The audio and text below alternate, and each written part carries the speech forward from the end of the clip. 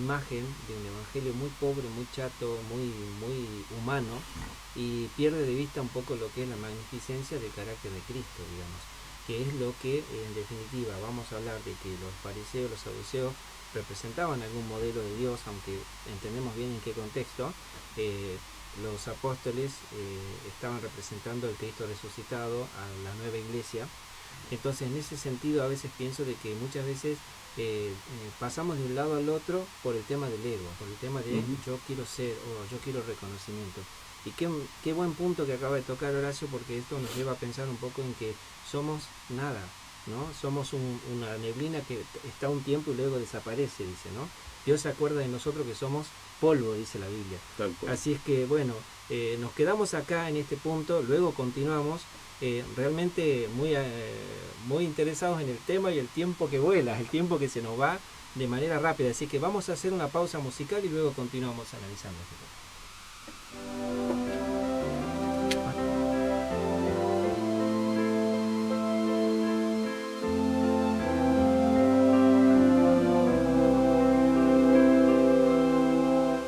Yo canto el poder de Dios, del Creador Jesús.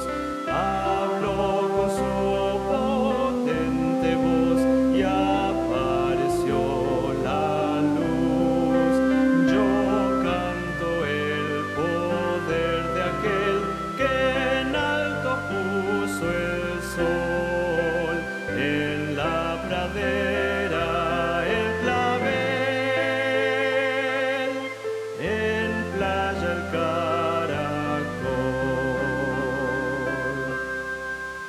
Yo canto la bondad de quien los árboles plantó. El mar mantiene en su nivel, los pájaros creó.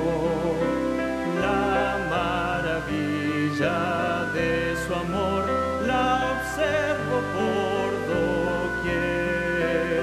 Ya mire al cielo su esplendor, oh, al oscurecer.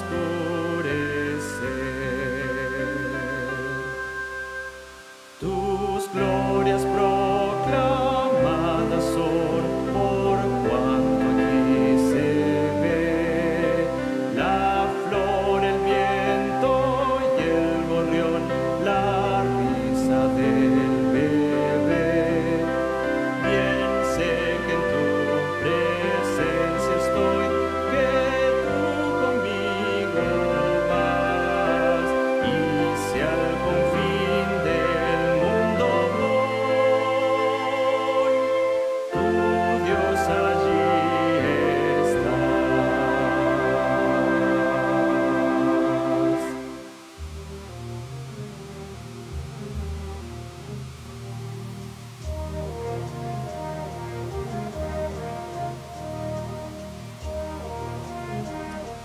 Muy bien, seguimos estudiando al aire, compartiendo este momento tan especial de análisis de la palabra de Dios. Hablábamos un poquito acerca de la oposición que había levantado y las situaciones que se habían vivido, y lo importante de esto es la convicción de estos personajes tan maravillosos, tan amados en las Escrituras, ¿sí? Obedecer a Dios antes que a los hombres. Sí. Más allá de todas las imposiciones que podríamos recibir con el criterio que nos da el Espíritu Santo, con el discernimiento, nosotros tenemos ese mensaje y ese llamado, ¿no? A servir a Dios antes que a los hombres, a pesar de que las circunstancias muchas veces pueden jugarnos o desafiarnos a hacer otra cosa, a tener actitudes situacionales en relación a que es más conveniente, pero tener en cuenta siempre los principios de Dios. No es lo conveniente, sino lo que dice las Escrituras. Muchas veces ese es un desafío tremendo para cada día, para cada cristiano. La presión que a veces nosotros decimos se ejerce sobre los adolescentes. La presión la recibimos los seres humanos en todas las etapas de nuestra vida. Y obviamente también el hecho de que, bueno, no es tan malo. Quizá lo de Abraham, vaya a ayudarle a Dios a resolver el tema que él no puede resolver, esto del hijo de la promesa. Tenemos que escapar, Claudio, de eso, tenemos que escapar de la relatividad y tenemos que escapar de ayudarle a Dios. Dios es el que nos auxilia a nosotros, no nosotros le ayudamos a Él. Exactamente, y cuando nosotros comenzamos a utilizar de alguna manera un pensamiento un poco más liviano, justificando, relativizando, adaptándonos nosotros a las circunstancias, muchas veces pasa lo que pasó con Ananías y Zafira. Comenzaron ellos a, conocemos la historia, cómo a relativizar de alguna manera. No está eso escrito lo que estoy diciendo, pero es la sensación que me deja, ¿no? O sea, vamos a trabajar, no es tan importante esto, no es tan importante aquello. Y en la vida personal muchas veces digo, cuando pensamos así, ¿cuánto daño nos hacemos? ¿Cuántas estructuras mentales empiezan a fortalecer, que empiezan a generar barreras entre Dios y nosotros? Y muchas veces desde ese punto de vista digo, a veces en pequeños detalles no somos tan fieles, cuanto más en lo que es más importante, digamos, ¿no? Entonces allí creo que es interesante poder analizar este caso de Ananías y Zafira. Mirá, me encantó lo que presenta el autor de la lección, porque dice claramente, no era obligatorio vender las cosas como se describe a la iglesia cristiana primitiva. No era obligatorio, era un pacto con Dios, era un compromiso con Dios. Obviamente los apóstoles hacían el llamado, hacían la invitación, y cada uno tomaba sus propias decisiones. Acá el punto no es vendo o no vendo y doy toda la riqueza a la iglesia, claro, como pasó con varios, sino es digo la verdad o no digo la verdad. Ese fue el tema. Evidentemente podemos imaginarlo, la circunstancia. Había un momento donde había mucha gente, alguien hizo una invitación, todos empezaron a decir yo regalo tal cosa, diría me regalo mi auto, mi bicicleta, doy la mitad de mi casa, un terreno. Yo lo he visto muchas veces trabajando en las iglesias, gente que se ha desprendido por proyectos, se ha desprendido de parte de sus bienes, pero son pactos con Dios. Y de pronto se levantó Ananías y Zafira.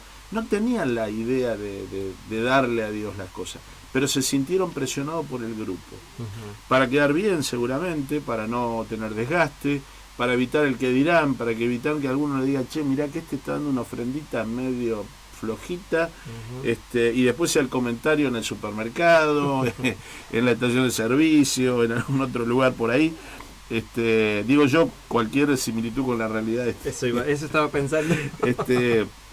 Pero bueno, estamos expuestos permanentemente. Pero ellos, el gran problema de Ananías y Zafira, Claudio, quiero que quede ser claro en esto, fue decir la verdad, al sí y al no. Y esto es algo fundamental, ¿no es cierto? Dice la lección por ahí que cualquier pagaré está por debajo de la palabra, ¿no es cierto? Del valor de la palabra y obviamente del pacto con Dios. Claro. Quienes ya tenemos algunos años en este mundo y podemos hablar con nuestros padres, nuestros abuelos, podemos hablar de lo que era el valor de la palabra hace 30, 40, 50 años atrás, en los pueblos chicos, en los lugares donde las cosas se arreglaban de otra forma. Tenemos que ser veraces, y esto significa decir la verdad, buscar el momento y todo, pero otras veces decir, mirá Claudio, me equivoqué en esto, me equivoqué Señor, me equivoqué, no me salían bien las cosas. El reconocimiento es parte del combo de la verdad, y Dios es un Dios restaurador, que aun cuando tenemos que decirle, Señor, me he equivocado, no hice bien, Dios, yo vuelvo a estar a tu lado, nunca nos deja desamparados. Justo pensaba en eso, ya que, digamos, ellos se habían equivocado, tenían la posibilidad de retractarse ante Dios, tenían la posibilidad de reconocer, de decir justamente, ¿no? Me equivoqué, me dejé llevar por mi impulso, y aún así se cerraron, y ahí yo vuelvo al punto de que muchas veces cuando nosotros empezamos a generar ciertos hábitos que van en contra de los principios de Dios y no lo paramos y no ponemos... Te va insensibilizando. Exactamente, se van haciendo callos de una manera en la conciencia, y entonces cada vez el pecado nos parece menos peligroso, pero es peligroso, la lección lo plantea, la Biblia también lo dice, es peligrosísimo, ya que esto nos lleva a la muerte, y Dios odia el pecado, pero lo maravilloso de esto, que quizás es una frase muy repetida, pero que a mí me parece muy importante destacarla, Dios odia el pecado, pero ama al pecador. Dios quiere la restauración, quiere que la persona se aleje del pecado y quiere construir en su mente barreras para que pueda resistir el pecado. Sí. Y en este caso nosotros encontramos un impacto fuerte en la iglesia, ¿no? En el contexto de ellos ante esta situación que lamentablemente lleva a la pérdida de la vida de los dos. La iglesia tiene un impacto muy interno pero también genera una especie de asombro, de temor, de preocupación. ¿Cómo manejar eso, no? Bueno, el tratamiento que Dios hace es duro realmente. Por eso, si uno pierde de vista la razón, porque uno puede decir, Dios es un Dios voraz, está desesperado por los bienes materiales, y ellos no cumplieron el pacto. En realidad no es que Dios no necesita de nuestros bienes para nada, Él es el dueño del oro y la plata. Lo que Él juzgó en ese momento fue la lealtad y la veracidad de Ananías y Zafira. Y un contraste tremendo. Por un lado sanando un cojo, un paralítico, y por el otro lado tratando con tanta dureza a Ananías y Zafira, que terminaron sus días allí. Yo calculo que debe haber sido tema de diálogo por años, digamos, ese contraste en la iglesia y cómo ha impactado. No puede generarnos el temor que nos lleve a hacer las cosas por miedo. Tiene que llevarnos al temor reverencial de decir, hay ciertas cosas con las que Dios no juega y las trata con mucha seriedad. Y una de ellas es la lealtad, porque Dios es un Dios leal, Dios es un Dios veraz. Toda la Biblia está llena de expresiones muy veraces de Dios, a veces duras, que dolieron, pero que restauraron, porque la verdad justamente lleva a la restauración. Ellos excedieron los límites de la gracia. Creo que ese fue el gran problema que tuvo Ananías y Zafira. Creo que es importante tener en cuenta esto, porque nosotros tenemos desafíos permanentes. El enemigo no está conforme con el progreso de la iglesia, el enemigo no está conforme con la unidad de la iglesia, el enemigo no está conforme con la devoción y la fidelidad, y con el hecho de decir, no es nada mío, comparto todo con los demás. Hablemos de los logros, hablemos de eso también. Entonces digamos que esa actitud de humildad y esa imagen que vende a la iglesia a partir de lo que nosotros estamos analizando, no pone nada contento al enemigo.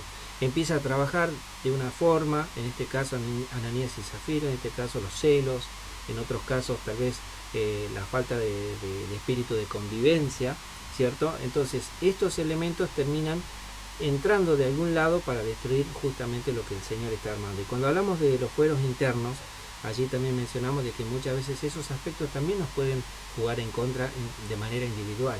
Y nosotros, una vez destruidos o abriendo esa pequeña ventana hacia la introducción de este tipo de mal espíritu, podemos generar un daño en la iglesia. Entonces acá nos hace pensar, y está muy bueno lo que acaba de decir, el hecho de que Dios no es un Dios duro ni un Dios voraz que busca lo material, sino que es un Dios que quiere levantar un carácter espiritual, un carácter fiel, un carácter leal, un carácter apegado a la palabra de Dios. En este sentido me parece que está muy bueno el punto de Hechos de los Apóstoles, cuando plantea realidades tanto maravillosas como realidades que son por allí para ayer te cuento que acompañé el sepelio del papá de Patricia Miller, que es una de nuestras empleadas aquí de la universidad. Don Fernando Miller es un patriarca, estaba un mes de cumplir 90 años allí en Viales, un patriarca de toda la zona, un hombre de Dios, anciano de la iglesia allí en Viales, y los hijos, Vani, Fernando y Patricia, destacaban una frase que él usaba permanentemente en sus oraciones. Decía, Dios, ayúdame a ser un verdadero hijo de Dios. Y a lo largo de toda su vida ellos escucharon cientos de veces esta frase, y hizo la última oración hace 4 o 5 días antes de fallecer, volvió a decir lo mismo, Señor, ayúdame a ser un verdadero hijo de Dios. Y ellos de tanto en tanto le preguntaban qué significaba ser un verdadero hijo de Dios al Padre. Y él ahí abría toda su visión. Y obviamente ese, Claudio, es nuestro desafío permanente. No de un ciclo escolar, no de un sábado. Toda la vida Dios quiere convertirnos en, ya somos sus hijos, pero convertirnos realmente con las características que tienen sus hijos.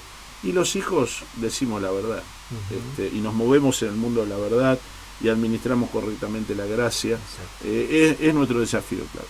Bien, en este punto realmente nos queda a nosotros, como para ir cerrando un poquito el tema de hoy, el hecho de decir, bueno, mantenernos en la postura que el Señor quiere que nosotros, por un lado Él construye en nosotros, y luego nosotros debemos ser fieles y leales a Él. Y como pueblo, como iglesia, tener la posibilidad de dar a conocer ese mensaje, esa decisión que hemos tomado. Acá nosotros encontramos varios aspectos: el aspecto de la oración, el aspecto de la comunión, el aspecto de la perseverancia en la doctrina, el aspecto de los celos, incluso el aspecto de la lealtad y el desafío permanente que nos hace la vida de manera cotidiana a través de las tentaciones y el llamado de Dios a ser fieles y leales. Y en este aspecto también nosotros encontramos el gran desafío de la oposición, la oposición abierta, la oposición del enemigo de Dios a través de diferentes circunstancias. Y el llamado por lo general siempre es el mismo. Estamos hablando de estos parámetros que se acaban de analizar, que se acaban de exponer y que juegan un papel fundamental. El enemigo de Dios a través de personas siempre va a estar buscando derribarnos, a través tal vez de políticas en el futuro, a través de instituciones que se opongan, pero a través de la realidad cotidiana, ¿no? Y en ese sentido me parece fundamental el hecho de poder meditar un poco en las palabras de Pedro, en las palabras de Juan, en esa humildad, en esa sencillez, pero también en esa profunda dependencia que se hace de Cristo. Es decir, Cristo permitió que ellos vayan a la cárcel, Cristo permitió que ellos sean azotados, Cristo permitió que ellos se paren delante del tribunal. Y cuando sucede todo eso, en ningún momento se escucha de ellos decir, pero ¿será que el Señor está conmigo? Exacto. ¿Será que el Señor me está guiando? Quizás lo habrán sentido y habrán reprimido, habrán reevaluado pero obviamente tenían una convicción tremenda, digamos, de la presencia de Dios. Era fundamental. Realmente es una inspiración poder estudiar cada día este tema. Y bueno, vamos a ir buscando ahora una reflexión final, Horacio, para nuestros oyentes. Claudio, yo quiero volver a lo que decíamos al principio, lo que presenta la lección y Hechos, capítulo 2, 46-47, que me gustaría leerlo, dice: perseverando unánimes cada día en el templo, partiendo el pan en las casas, comían juntos con alegría y sencillez de corazón, alabando a Dios y teniendo el favor con todo el pueblo, y el Señor añadía cada día a la iglesia los que habían de ser salvos. Este texto presenta un modelo. Por supuesto que cada uno de nosotros puede hacer un listado de características del modelo. Yo quiero presentarles 4. Puede haber más, puede haber menos. Los estudiosos a veces de los listados dicen que no debiéramos presentar más de 3, porque ya cuando llegamos al cuarto nos olvidamos del primero y el segundo. Pero bueno, permítanme, voy a presentar 4. En primer lugar, el modelo creo que reclama de nosotros la perseverancia, la espera. Esto se relaciona con la fe. Si hay algo que Dios quiere enseñarnos a nosotros fundamentalmente es esperar. Esperar en sus brazos, esperar en sus promesas, esperar. El tema del tiempo es una cuestión que a nosotros nos juega una mala pasada. Yo quiero que las cosas sucedan ya. Esa es la convicción que todos tenemos. Viene el Señor, quiero que sea ya, por supuesto, porque mi vida es corta y mi percepción del tiempo es así. Dios quiere enseñarnos perseverancia, es una de las características que tiene el modelo. Lo otro, habla de sencillez. Dios nos ha confrontado con diferentes situaciones a todos. Vivimos en una situación material, otros en otra, pero en todos los casos Dios espera que nosotros vivamos con sencillez. Esto tiene que ver con nuestra escala de valores, que dónde aplico mis recursos, cómo aplico mi tiempo, sencillez. En tercer lugar, cuando nosotros hacemos y cumplimos la voluntad de Dios, se genera en nosotros una alegría de corazón, dice, o sea, la felicidad del servicio, la felicidad de estar a gusto donde estamos. A veces yo siento y pienso que no siempre cuando estamos en las cosas de Dios nos sentimos plenamente satisfechos y felices. Qué bueno sería, qué saludable sería. Ustedes están en una iglesia aquí, que es la iglesia del Parque Libertador San Martín, está ligada al sanatorio donde se administra salud, por así decirlo. Qué bueno sería que todos los seres humanos que servimos a Dios podamos tener alegría. Dicen los médicos que nuestro corazón late mejor, late más en paz cuando somos alegres, cuando estamos alegres. Y en cuarto lugar, la adaptabilidad. En nuestra comunidad necesitamos adaptarnos. ¿Por qué? Porque encontramos diferencias, porque vemos diferencias. Entonces, y termino con esto, la forma que nosotros tenemos de resolver este punto es, así como yo diariamente le digo, Señor, ayúdame a tener perseverancia. Creo que una oración podría ser bien práctica. Señor, quiero ponerme tus anteojos, porque hay algo que no estoy viendo bien, de mi prójimo, de mi cónyuge, de mis hijos, de mis compañeros de trabajo.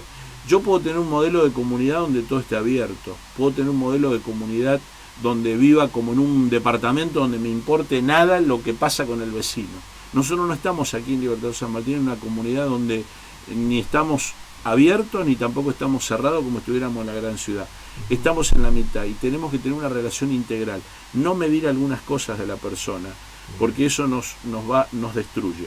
Entonces, termino con esto. Quizá el gran desafío es decirle: Dios, ayúdame a ponerme tus anteojos, quiero ver al otro, y se lo puedo decir con nombre y apellido. Mi compañero de trabajo, ese que me voy a encontrar mañana domingo o el lunes, mis alumnos si estoy en la universidad, mis pacientes, mis jefes, mis compañeros, quiero verlos como vos los estás viendo en este momento. Y eso tiene que llevarnos a la adaptabilidad, perseverancia, sencillez, alegría y adaptabilidad. Y nuestra oración, decirle: Señor, quiero ver las cosas como vos las estás viendo. Amén. Bueno, muchas gracias, Horacio. Gracias a vos, Claudio. Gracias a usted y a todo el equipo. También ha sido un placer estar con ustedes. Les deseo realmente que Dios los bendiga en lo que hacen, y que, bueno, la gente que los escucha, que nos escucha, que los ve a través de la televisión, pueda reconocer, digamos. Yo creo que si los ven, están reconociendo lo que hacen. Dios le bendiga mucho. Bueno, muchas gracias. Gracias a todos por prestarnos atención, por escucharnos, por estar allí siempre, siguiendo Estudiando al Aire. Agradecemos también al equipo de multimedia que nos estuvo acompañando, realmente todo muy bien, perfecto, muchas gracias. Agradecemos a Omar por permitirnos estar nuevamente acá en este lugar de conducción. Así es que, bueno, a todos ustedes los esperamos el próximo sábado, cuando digamos Estudiando al Aire ha comenzado. Hasta la próxima semana.